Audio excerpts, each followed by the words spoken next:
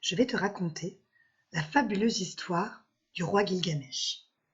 Comme je te l'ai expliqué dans la première partie de l'histoire de l'écriture, ce sont les Sumériens qui ont inventé l'écriture, mais ils n'ont pas juste inventé l'écriture, ils ont aussi écrit la toute première histoire de l'humanité, tout premier récit.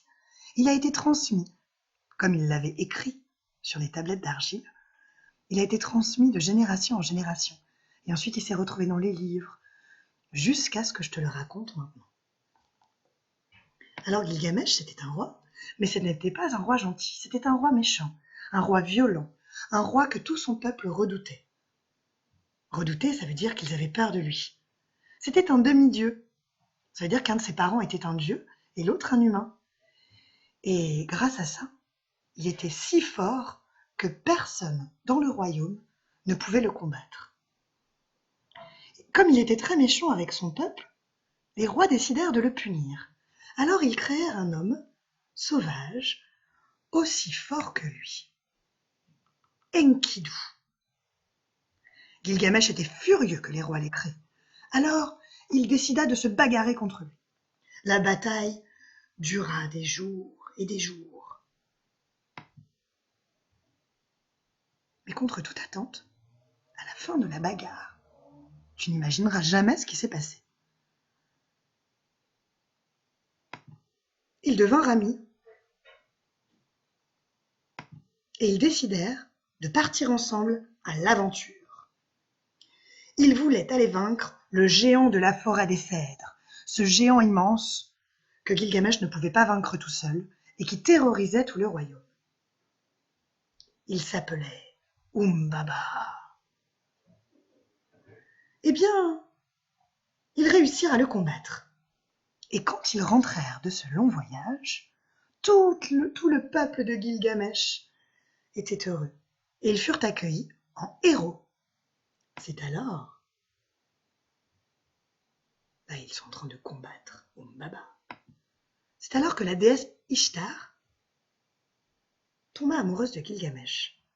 Elle voulait l'épouser, mais Gilgamesh lui ne voulait pas, alors il refusa. Elle était blessée, folle de rage. Alors, elle voulut se venger de Gilgamesh. Et tu sais ce qu'elle fait? Elle envoya un taureau tuer Gilgamesh.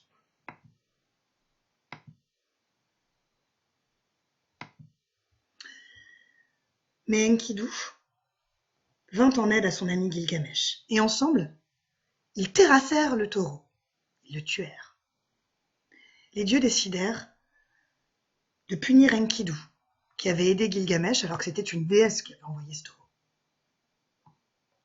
Pour le punir, les dieux le rendirent malade, et le héros Enkidu mourut. Gilgamesh fut désespéré par la mort de son ami. Alors, il décida d'aller chercher pour lui l'immortalité.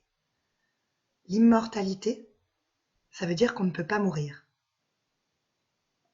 C'est un pouvoir extraordinaire que personne n'a jamais vu.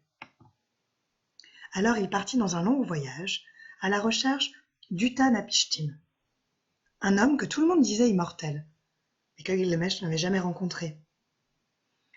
Sa quête fut semée de nombreuses embûches.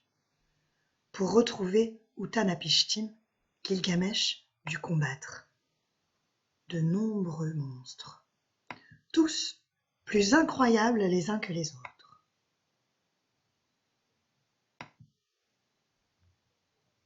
Avant de retrouver Utanapishtim. Utanapishtim apprit à Gilgamesh que le secret de l'immortalité, en fait, n'existait pas. Mais pour le récompenser de son long périple, il lui offrit une fleur magique. Cette fleur magique pouvait redonner la jeunesse. Elle pouvait rendre plus jeune. Mais un serpent surgit de nulle part et vola la fleur de Gilgamesh. Le roi comprit quelque chose. Il apprit une leçon de toutes ses aventures, parce qu'à force de vivre tant d'aventures, il était devenu très sage. Il avait compris plein de choses. il a compris, au moment où le serpent est venu lui voler cette fleur, que le secret de l'immortalité, en fait, existait.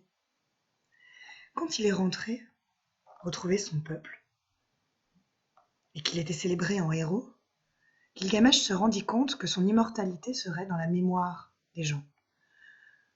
En fait, il s'aperçut que on pouvait mourir, mais que si les gens se rappelaient de nous, on continuait à vivre dans leur tête et dans leur cœur.